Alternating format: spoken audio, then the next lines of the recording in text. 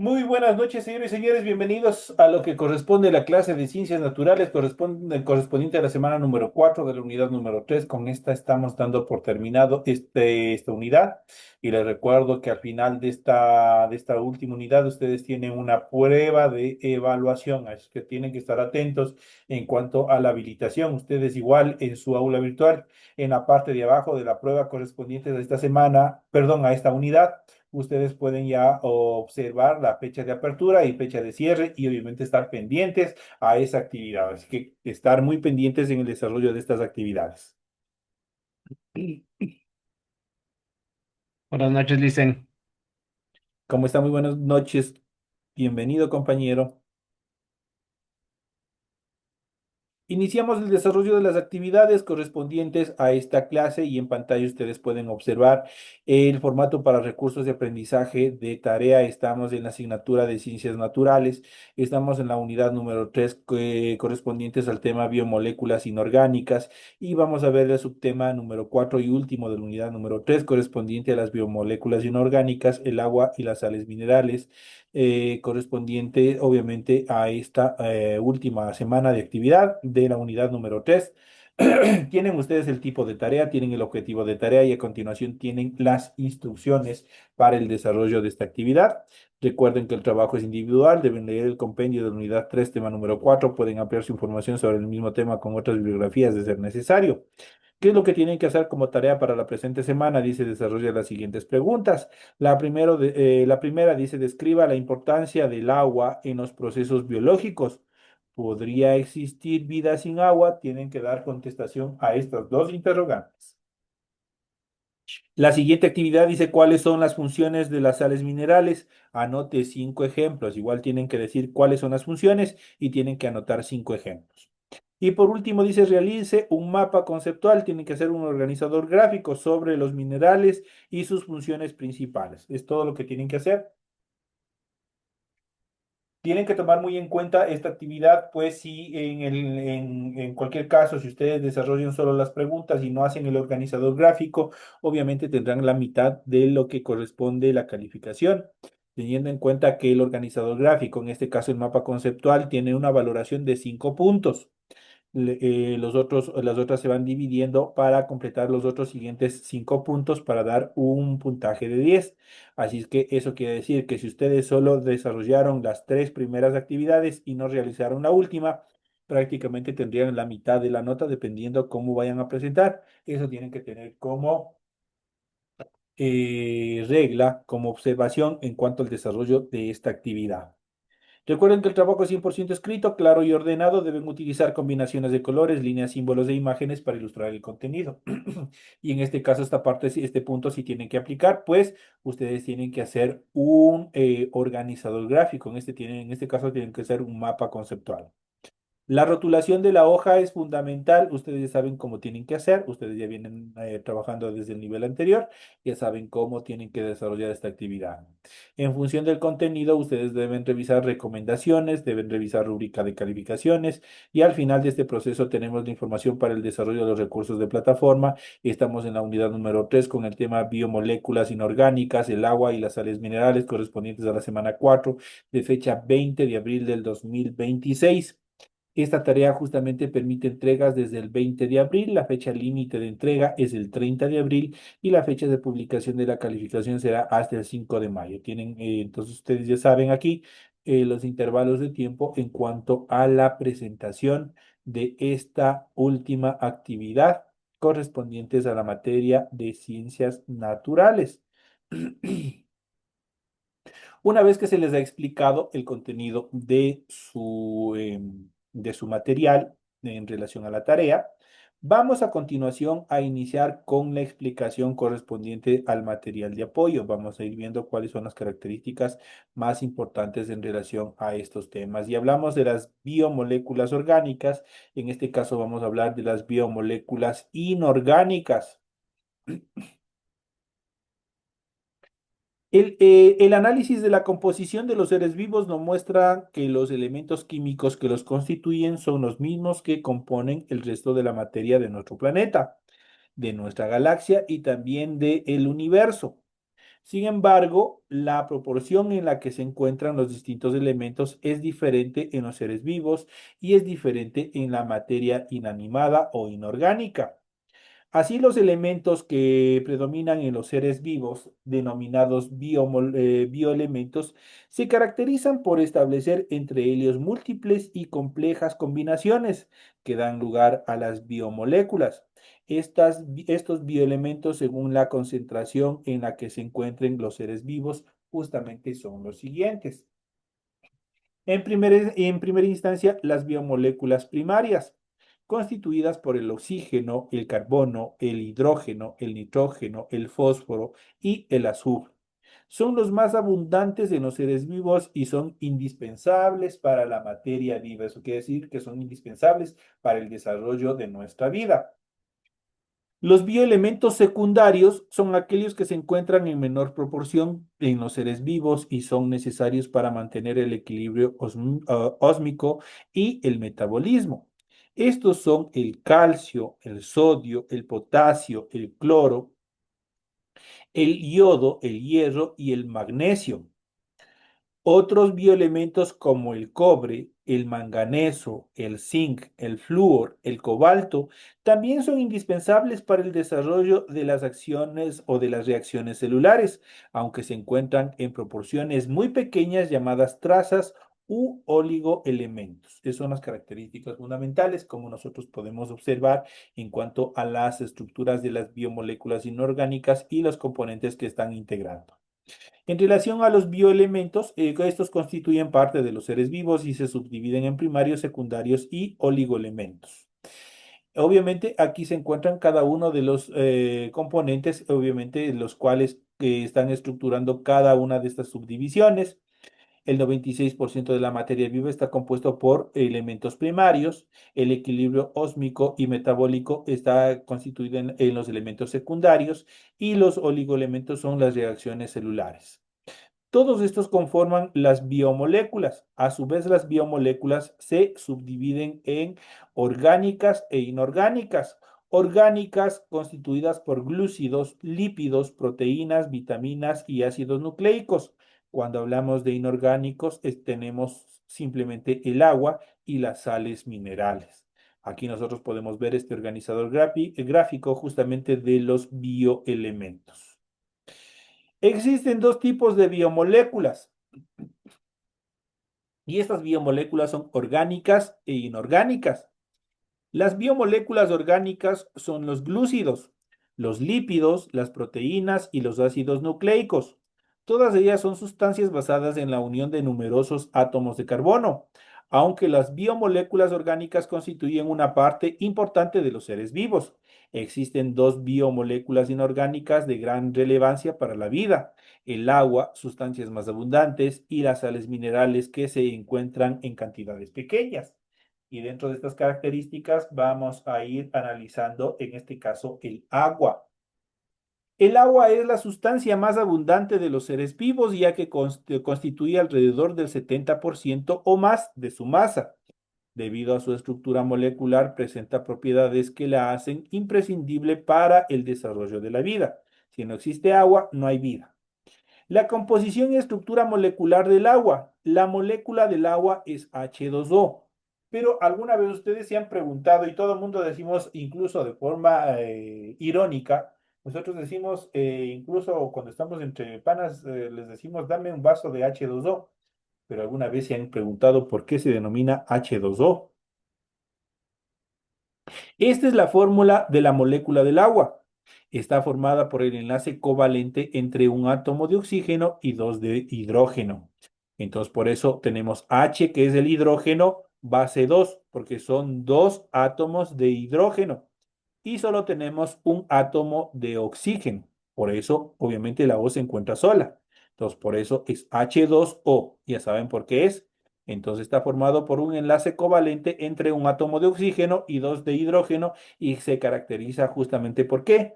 Por la compartición de dos electrones. La compartición de electrones permite mantener una configuración estable de la molécula de agua. Y justamente aquí podemos ver en este gráfico la distribución de los electrones en una molécula de agua. Nosotros aquí tenemos el agua correspondiente H2O, tenemos los electrones compartidos, tenemos el hidrógeno, cómo está constituido, y el oxígeno. Ya saben que tenemos dos átomos de hidrógeno y uno de oxígeno. Por ser dos de hidrógeno, obviamente tenemos H base 2 y como oxígeno solamente es uno, simplemente se le acompaña con la letra O. Esa es la explicación de la fórmula que nosotros tenemos aquí de la representación en cuanto a H2O. En cuanto a la polaridad de la molécula, el agua es un dipolo eléctrico en el que el oxígeno cuenta con una carga negativa y los hidrógenos con una carga positiva. En cuanto a la formación del puente de hidrógeno, la atracción entre los átomos de hidrógeno y del oxígeno de diferentes moléculas de agua debido a sus diferencias de carga forman un puente de hidrógeno por la atracción que se genera. Y justamente aquí nosotros podemos ver el puente de hidrógeno entre varias moléculas de agua. Tenemos aquí el dipolo y los enlaces débiles y los puentes de hidrógeno que se van formando, cómo se van estructurando y se van uniendo, por eso obviamente genera una estructura estable. El agua desempeña unas funciones biológicas decisivas para los procesos vitales. Estas funciones se relacionan con las propiedades que poseen y a continuación vamos a describir algunas de ellas. Tenemos las funciones y tenemos las propiedades. En cuanto a las funciones, permite la vida bajo la superficie helada de los lagos y de los océanos. El hielo actúa como un aislante térmico y como no se acumula en el fondo, no supone un obstáculo para el desarrollo de la vida. En cuanto a sus propiedades, la temperatura inferior a los 4 grados centígrados, la densidad del agua disminuye en vez de aumentar. De esta manera, el hielo flota sobre el agua, justamente porque pierde su densidad, pierde su peso, obviamente al transformarse a estado sólido. En cuanto a las funciones, modera la temperatura interna de todos los seres vivos. El contenido en agua de los seres vivos amortigua la variación de su temperatura interna como consecuencia de los cambios bruscos de temperatura ambiental. Este efecto moderado favorece el desarrollo de las reacciones metabólicas. ¿Alguna vez ustedes se han preguntado, por ejemplo, cuando están corriendo en un solazo y por qué su cuerpo suda? ¿Por qué ustedes prácticamente muchas de las veces se bañan en sudor? No es solamente porque una de las características desde el punto de vista de la psicología, le dicen porque la gente es nerviosa, porque se pone nerviosa, por eso empieza a sudar. No, puede ser una de esas características, puede ser, pero desde el punto de vista de las ciencias naturales y de la biología, el momento que empieza el cuerpo a sudar permite o es una manera de enfriamiento natural que tiene nuestro cuerpo. Cuando suda, permite que los órganos obviamente se vayan enfriando. Es más o menos como el proceso del radiador de los vehículos. El agua permite que baje la temperatura del motor. El sudor, ¿qué es lo que hace? Baja la temperatura y permite que la temperatura, dicho una vez más, de todos nuestros órganos se estabilice y obviamente genere un estado moderador, un efecto moderador favorable para el desarrollo de las reacciones metabólicas. En cuanto a las propiedades del agua, necesita absorber mucho calor para aumentar 1 grado su temperatura. Del mismo modo, para esta densidad necesita o una densidad de 1 grado se debe desprender de una gran cantidad de calor. El lento ascenso o descenso de la temperatura del agua se debe a su elevada capacidad calorífica específica. Esas son las características en cuanto a las propiedades del agua. También actúa como un disolvente. La disolución de sustancias en el citoplasma permite su transporte y su participación en las reacciones metabólicas, mientras que las moléculas de agua tienden a separarse, numerosos compuestos por su elevada capacidad de disolvente. Tiene también, permite o distribuye sustancias. El desplazamiento del agua por los vasos conductores de las plantas, por ejemplo, transporta sustancias como las sales minerales. En relación a las propiedades, la ascensión del agua por los vasos conductores es posible por capilaridad. es decir, la combinación de la cohesión y adhesión de las moléculas de agua. No se requieren gasto de energía. Y por último tenemos participa en diversas reacciones. En las células tienen lugar numerosas reacciones y en él algunas de ellas. El agua actúa como reactivo. En las reacciones de hidrólisis, por ejemplo, se rompen los enlaces de las moléculas por la adición de determinados componentes. Algunas moléculas de agua tienen tendencia a ionizarse. La disolución de sustancias iónicas o polares altera la concentración de iones y modifica el pH del agua. Ustedes habrán escuchado especialmente en las aguas embotelladas, que obviamente tienen determinado número o determinado nivel de pH, entonces ya saben cuál es su función. Muchas de las funciones biológicas dependen del pH de su variación y es obviamente la variación de esta afecta el correcto funcionamiento de los organismos. Cuando el pH es demasiado elevado, obviamente tiende a eliminar, tiende a ser un agua nociva, incluso puede llegar a ser peligrosa y venenosa. Esto en cuanto a las características, en cuanto a las determinaciones de las funciones y de las propiedades del agua. Ahora vamos a ver a continuación las sales minerales. Vamos a ver cuáles son las características primordiales. Las sales minerales forman parte de los seres vivos y aunque se encuentran en cantidades muy pequeñas en comparación con el agua o las biomoléculas, tienen funciones muy importantes en las reacciones metabólicas, en la regulación de estas o como constituyentes celulares. Las sales más abundantes en los seres vivos son los cloruros, los fosfatos y los carbonatos de calcio, el sodio, el potasio y el magnesio. Si no existieran estos componentes, prácticamente nosotros tuviéramos dificultades en relación a nuestro sistema óseo, al funcionamiento de nuestros órganos. Obviamente la carencia de cada uno de estos minerales es fundamental, o la presencia de de estas estructuras o minerales o sales minerales es fundamental para el desarrollo de la vida. Pese que, por ejemplo, la sal en nuestro cuerpo es necesaria, nosotros no debemos abusar. La sal contiene un componente que es el yodo, fundamental para determinadas glándulas, especialmente como la tiroides, que necesita de sales minerales para estabilizar su funcionamiento. En función de las características, las sales minerales son sustancias formadas por un catión procedente de una base y un anión procedente de un ácido. Distinguimos dos tipos de sales minerales. Las primeras, las insolubles. Cuando hablamos de insolubilidad, hablamos que no se disuelven en nada. Se encuentran formando un precipitado que no se disocia. Por ejemplo, el fosfato de cálcico. Obviamente aquí tenemos la estructura, tenemos Ca, base 3, tenemos PO base 4 y esto obviamente como conjunto de base 2. Solubles, cuando hablamos de estructuras solubles, se encuentran disociadas a iones como el cloruro de sodio. Esto en cuanto a estas determinaciones o a la subclasificación. Tenemos sales minerales de características solubles y también insolubles. ¿Qué es un catión y qué es un anión? Es importante saber, catión es un ion que tiene carga positiva, mientras que anión es un ion que tiene carga negativa. Es las características principales en cuanto a un catión y un anión. Catión originado o directamente relacionado a carga positiva y un anión a carga negativa. En cuanto a las funciones de las sales minerales, depende de su solubilidad en el agua. Eso quiere decir de la capacidad de poder disolverse y mezclarse con el agua. Las sales insolubles tienen funciones estructurales, ya que, por ejemplo, los fosfatos y los carbonatos de calcio son componentes de huesos, dientes y conchas de determinados moluscos de determinados animales. Las sales solubles se ionizan y cumplen diversas funciones en las células. Por ejemplo, la transmisión del impulso nervioso depende del intercambio de iones entre el medio intracelular y el extracelular a través de una membrana plasmática. A continuación vamos a ver un enlistado de varios minerales y sus funciones principales.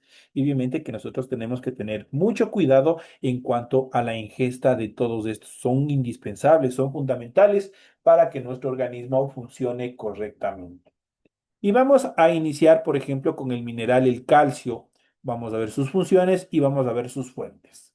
El calcio, en relación a sus funciones, es un componente de huesos, dientes y ayuda a la coagulación de la sangre. ¿Dónde los encontramos? En la mayoría de los lácteos. Ahí encontramos el calcio. El potasio contribuye a la contracción muscular y regula la presión arterial. ¿Dónde encontramos el potasio? Principalmente en los plátanos, en las almendras y también en el aguacate. Así es que es indispensable también consumir estos vegetales para poder o permitir que nuestro cuerpo absorba este mineral como es el potasio.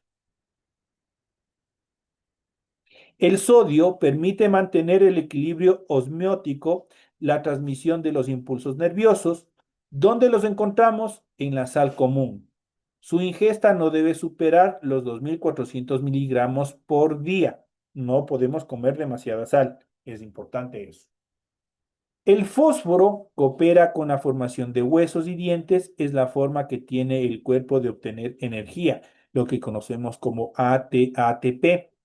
¿Dónde encontramos el fósforo? Encontramos en carnes, en hígados, en pescados, en legumbres y en frutos secos. Ahí nosotros podemos encontrar este tipo de minerales.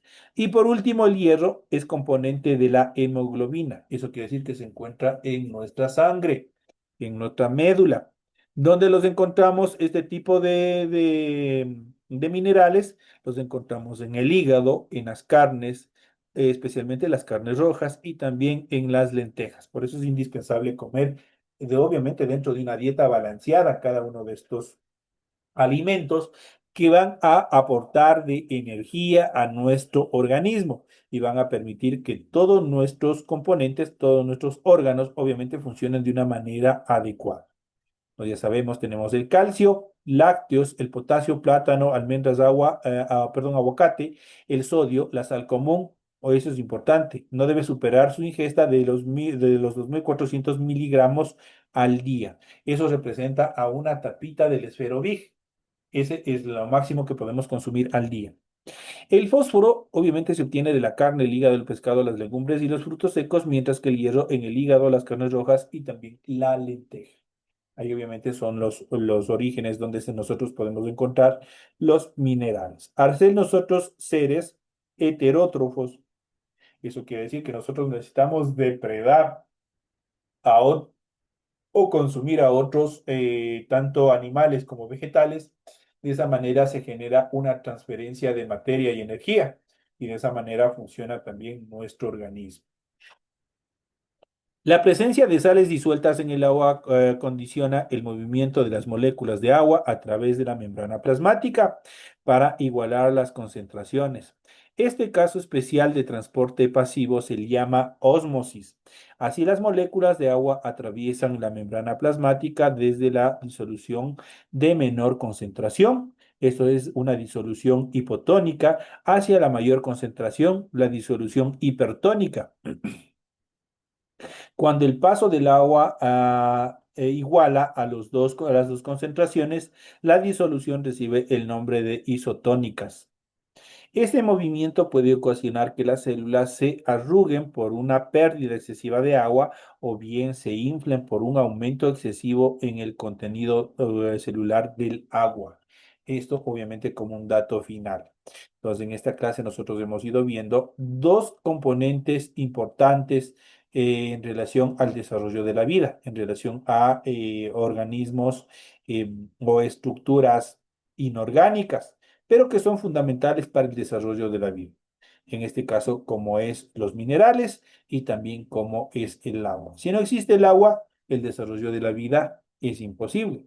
Si no existen los minerales, de igual manera, nosotros no podemos desarrollar o tendríamos una vida totalmente precaria en la cual nuestra condición de vida se vería totalmente afectada. Entonces es indispensable también saber dónde se originan, cómo nosotros podemos consumir o dónde nosotros lo podemos encontrar. Entonces es indispensable también ir analizando que nosotros como seres heterótrofos Recordemos que dentro de la forma de alimentación que nosotros, que tienen las estructuras orgánicas, nosotros tenemos dos, los autótrofos y los heterótrofos.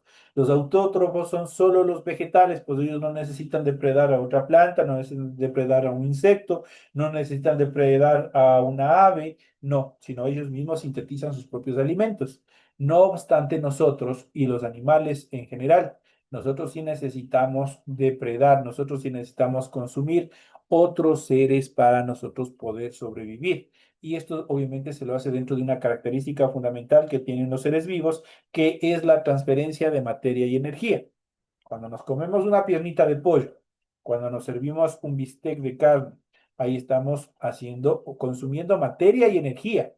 Y esa materia y energía va a servir a nuestro cuerpo, va a transferirse a nuestro cuerpo y obviamente va a generar una mejor calidad de vida, vamos a tener energía y otras características más que obviamente nos permite desarrollar de mejor manera todas las actividades cotidianas. Señoras y señores, de esta manera estamos ya llegando a la parte final del desarrollo de la presente clase. Ha sido un gusto haber compartido con ustedes el desarrollo de este tema importante en cuanto a las estructuras inorgánicas que nosotros hemos ido analizando, las biomoléculas inorgánicas, y en este caso hemos visto dos, como son el agua y también los minerales indispensables para el desarrollo de la vida. Señores y señores. No es más, me despido de todos ustedes, no sin antes desearles que tengan una excelente noche, que tengan un excelente resto de semana y nos estaremos viendo hasta la siguiente clase. Les recuerdo que ya al finalizar esta actividad, obviamente ustedes tienen la prueba evaluatoria correspondientes a la unidad número 3, revisar fechas, estar pendientes, seguir estudiando los materiales de apoyo a fin de que puedan cumplir con esta actividad de una forma satisfactoria. Una vez más les recuerdo que las pruebas de cada unidad, esas no son voluntarias, esas son obligatorias. Si ustedes no cumplen, si ustedes no dan, empiezan a tener dificultades para poder acceder al siguiente nivel. Incluso pueden llegar a perder este nivel. Así es que, por favor, a tomar con seriedad y responsabilidad todas las actividades que ustedes tienen en plataforma. Señores y señores, con esta última aclaración y esta recomendación, me despido de ustedes, no sin antes desearles una feliz noche. Que descansen. Una linda noche, dice. Gracias, compañerito. Una feliz noche.